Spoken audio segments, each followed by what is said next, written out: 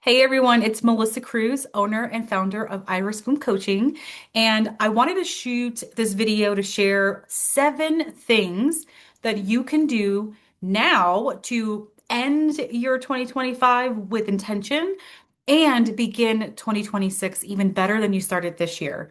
And what I'm going to share with you is not necessarily industry specific. I think what I'm going to share can apply to many different businesses. So hang on tight. The first one is obviously reflect, right? And I have my notes with me. I will drop these in attached to this video. So if you want, what I'm looking at and sharing, you can have it. But the first thing I recommend is that you reflect, right? What worked? What didn't work? Um, what maybe caught you by surprise, whether it's good or bad, kind of take some time to reflect. I do have 4 additional questions under that for you to kind of think about. One being, what were your top 3 wins for the year? What created unnecessary stress or where did you waste time? What did clients consistently compliment you on? So I have a few questions like that under number 1 for you to answer. Reflect and really take some time to think about your year. And then this final question for number 1 is what needs to be left behind in 2025 so that you, my friend, can rise in 2026? So I know that we always create our business plans, our intentions for the year, and somewhere along the way we get lost. And so I created a planner, and my goal with the planner for myself was to not live on autopilot for any part of the year next year. Really, truly live every day with purpose. Stop every single month to recap, stop every single quarter to recap, pivot, do what I need to do. And so some of these questions are going to prompt you to think about those things. Number 2, identify your needle movers in your business, right? Not everything is equal. You're not getting your business all from one place unless there's only one thing you're doing for your business for that to be the one thing that your business is coming from, right? And so look at how your relationships are. Use what is coming up for you often, as far as sources for your business, and find opportunities to create more of that, right? More repeat business and things like that. So 2 is simply just recognize and notice the needle movers. Okay. So oftentimes when I talk about this or like momentum, right? Because we can feel like we have all this momentum going on. I'm sorry, my glasses are giving me this stupid glare. We can feel like we have all this momentum that's picking up, but if we're not looking at the momentum we have, is it forward moving momentum or is it busy work, right? Versus productive? That changes a lot of things. So even if it makes you feel good, it feels like things have moved because of this. Did it though? Can you measure it and track it by any data for that thing? Or does it make you just feel good, right? I like you feeling good, but also feeling good and doing nice things sometimes doesn't pay the bills. And so we've got to get really strategic about what is happening in our business that is moving us forward to where it is that we want to go. Number 3, build your visibility. Okay.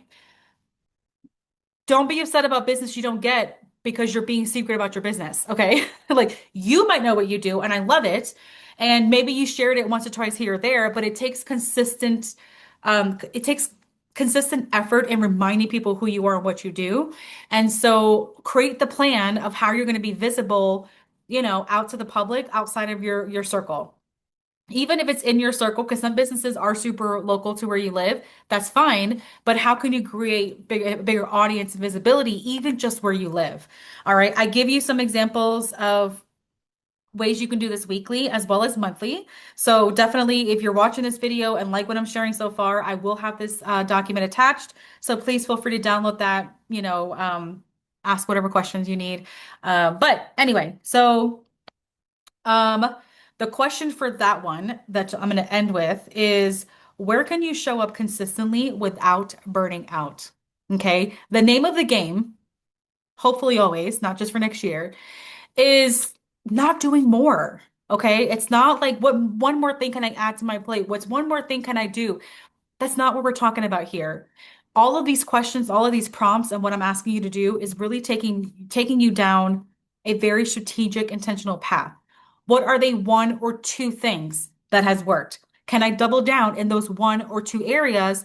And will my business grow by whatever percent if I do that? It's not adding more things, but it's doing the right things that align with who you are, that your audience wants that does convert into business. Okay? So not more, less, but more focused, intentional, and purposeful, you can do it. Okay? And number four is create your 2026 pipeline plan. So there's a little trick with this one because you should already have a pipeline, right? So the pipeline you have for 2025 doesn't end and start over. You're just simply carrying it on to the next year. And so having a very consistent pulse on where your pipeline is and what that needs, what the attention they need.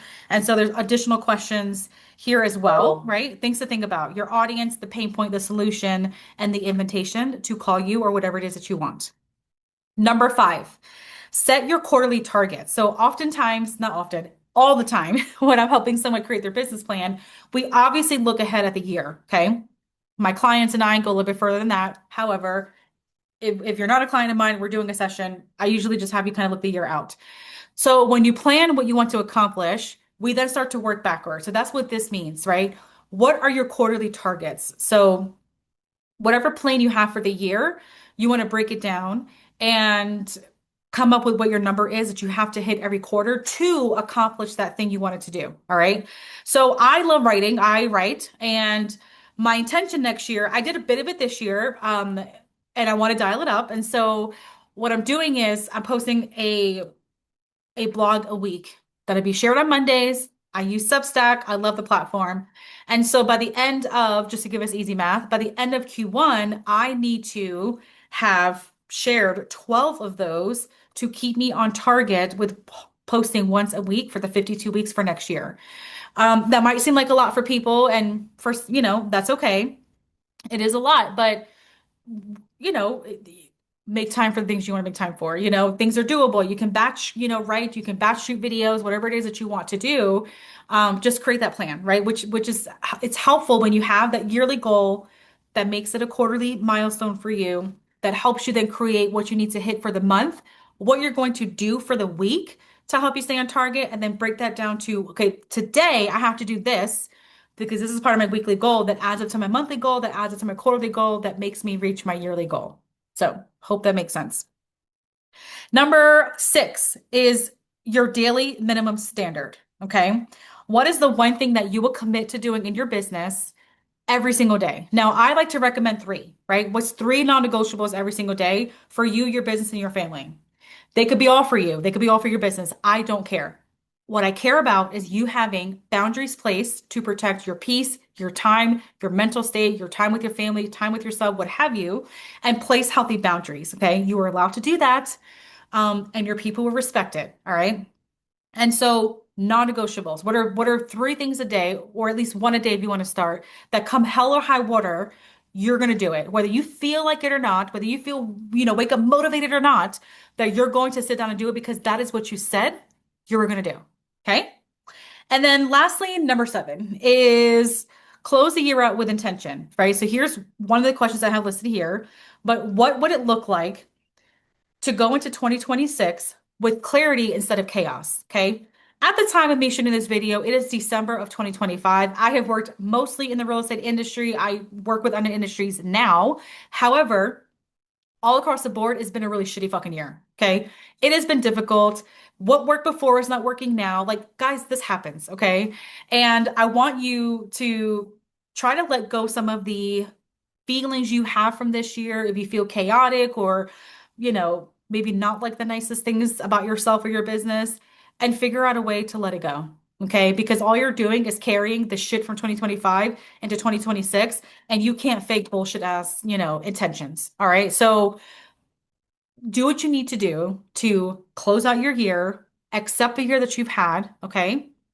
And then create the plan of how you're going to move forward to make it a better year the next year. Let go of the shit that doesn't serve you. Okay. Let go of the judgments and opinions and limiting beliefs that you have, because you're better than that and you are meant for more. All right. We all are. And so these are things that I'm going to be looking at and considering. I have already been working on my plan for next year, but mostly about my mental state. How am I going to show up? Where am I going to be consistent? And then where is that going to turn into?